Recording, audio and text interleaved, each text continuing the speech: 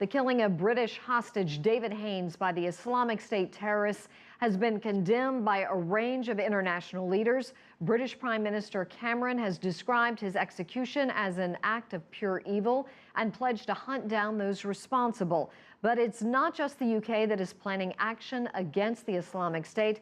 The United States says nearly 40 countries, including 10 Arab states, have enlisted to combat the extremist group. And CCTV's Sean Callebs joins me with more on that. And Sean, you just returned from the region not too long ago. You spent 3 weeks there. You said people there were scared, so this must be frightening everyone to hear about this latest act. Yeah, exactly. And we should know a lot more about this coalition in the coming hours ahead. An important conference is set to take place in Paris on Monday. 20 or so member nations that make up this coalition committed to an effort to degrade and destroy ISIS will sit down together. It is expected they will divide up roles and try to find common ground where there are diverging interests. So far, much of the damage inflicted from the air on Islamic State terrorists has come from U.S. fighter aircraft. But that could be changing. Several Arab nations are apparently signing on to help attack IS targets. And that would be a major boost in the U.S. efforts to build a broad coalition against the radical Sunni insurgents. We have countries in this region, countries outside of this region, in addition to the United States, all of whom are prepared to engage in military assistance. I would like to declare that I hold you, David Cameron, entirely responsible for my execution. British Prime Minister David Cameron called the IS beheading of Scottish relief worker David Haines an act of pure evil. If it was designed to intimidate nations from siding with the U.S., it may be having the opposite effect. Published reports say both Saudi Arabia and the United Arab Emirates are considering using their air power to attack Islamic State targets in Iraq and possibly Syria. Australia is committing to the effort as well. We do have in contemplation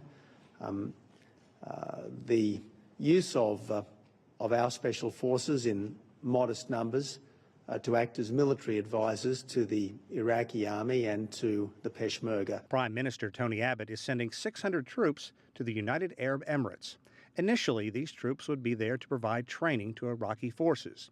But Abbott is preparing his citizens for perhaps a greater commitment. I have to warn the Australian people that should this preparation and deployment extend into combat operations, that this could go on for quite some time, months rather than weeks, perhaps many, many months indeed. It's clear the Iraqi army at this point is not up to the challenge of taking on the estimated 31,500 fighters from the Islamic State. Saudi Arabia has already committed to setting up a training base.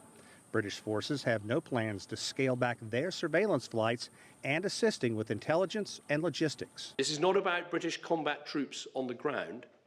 It is about working with others to extinguish this terrorist threat.